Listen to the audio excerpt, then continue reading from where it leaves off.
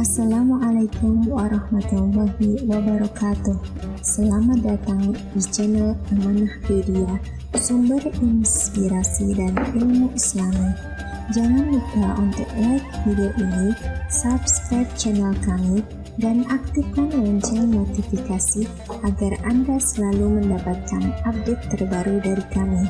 Semoga dengan menonton ceramah ini, kita semua mendapatkan pencerahan, ilmu yang bermanfaat, serta keberkahan dari Allah Subhanahu wa Ta'ala. Selamat menyaksikan, dan semoga apa yang Anda pelajari di sini membawa kebaikan dan kebahagiaan dalam hidup Anda. A'udzu billahi minasy syaithanir rajim. Bismillahirrahmanirrahim. Alif Lam Mim. Dzalikal kitabu la raiba fihi hudan lil muttaqin. الذين يؤمنون بالغيب ويقيمون الصلاة ومما رزقناهم ينفقون والذين يؤمنون بما أنزل إليك وما أنزل من قبلك وبالآخرة هم يوقنون أولئك على هدى من ربهم وأولئك هم المفلحون صدق الله العظيم. هدى للمتقين.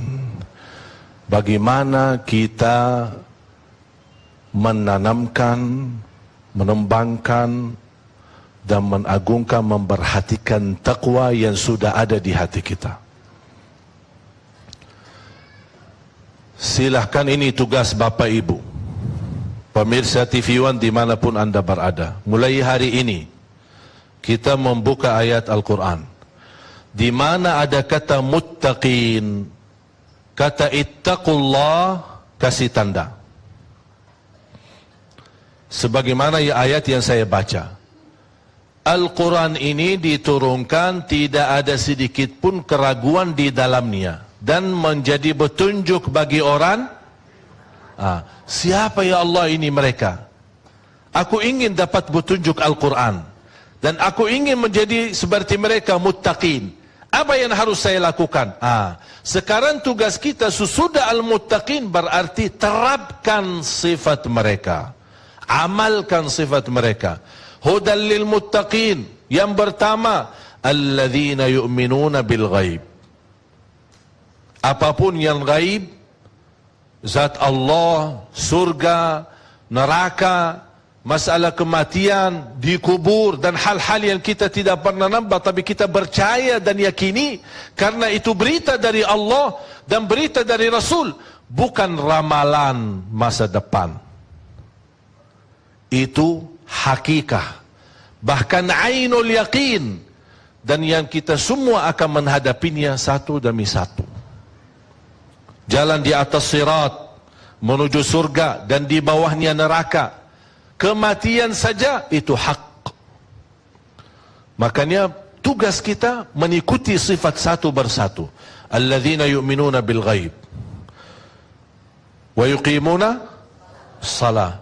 Sejauh mana selama ini kita mendirikan salat?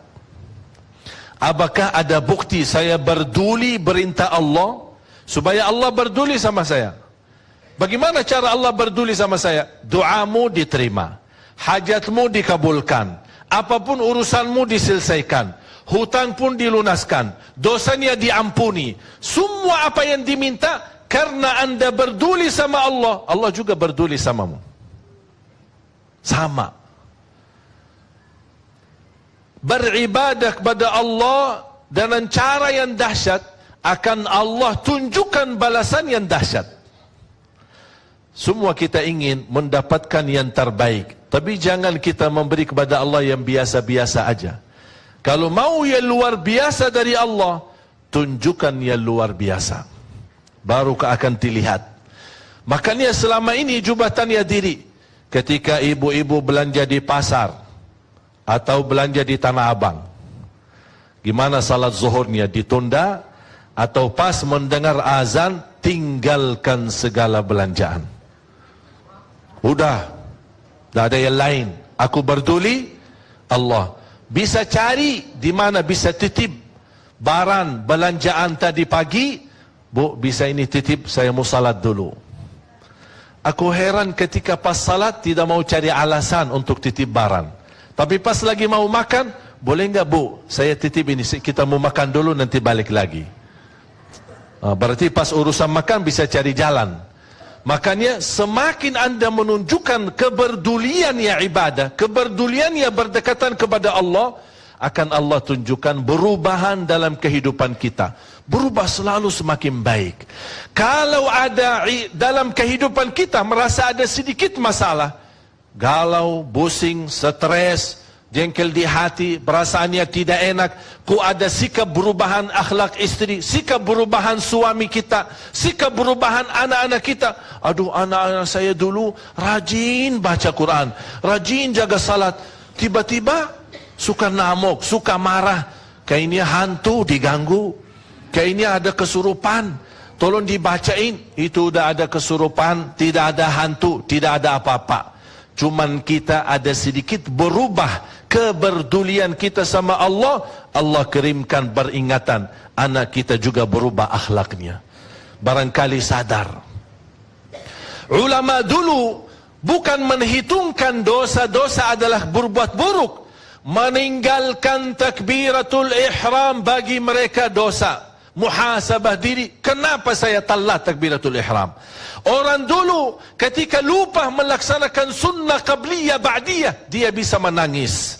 Ketika dia telat bangun waktu salat subuh, dia bisa sepanjang hari mendiamkan diri dan memohon ampun kepada Allah. Berapa kali kita tinggalkan salat, berapa kali tertidur dari waktu salat, berapa kali kita masbuk. Bahkan di masa dulu sampai Imam Ahmad Hanbali berkata, orang-orang yang meninggalkan sunnah witir, padahal witir sunnah, tapi meninggalkan sunnah witir tidak bisa sah saksinya, tidak bisa diterima jadi saksi. Makanya kalau orang dulu ada saksi nikah ditanya, inti jaga witir enggak? Kalau tidak jaga witir, tidak bisa jadi saksi. Begitu luar biasa. Ini bagi mereka itu menghitungkan itu dosa kalau ditinggalkan. Padahal hukum witir itu sunnah. Mengapa mereka memuliakan hal yang sunnah apalagi yang wajib? Karena mereka ingin menjadi orang yang bertakwa. Baca surah Ali Imran. وَسَارِعُوا إِلَى مَغْفِرَةٍ مِّن رَّبِّكُمْ وَجَنَّةٍ عَرْضُهَا السَّمَاوَاتُ وَالْأَرْضُ أُعِدَّتْ لِلْمُتَّقِينَ. Allah menawarkan segera kepada ampunan Allah, segera masuk surga Allah. Karena ini semua disediakan dan siapkan untuk orang yang bertakwa. Siapa mereka ya Allah? Siapa mereka? Alladzina yunfiquna fis sarra'i wad dharra'i wal kadhimina al ghaidh wal 'afina 'anil nasi wallahu yuhibbul muhsinin.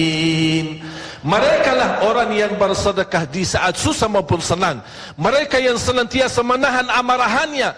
Mereka lah menjauh dari fahsya dan munkar. Mereka yang menjaga perintah Allah dan menjauh dari larangan. Ada upaya, ada kerja keras, ada kemauan, benar-benar membuktikan cintaannya dan keberduliannya kepada Allah, pasti tidak akan dikecewakan oleh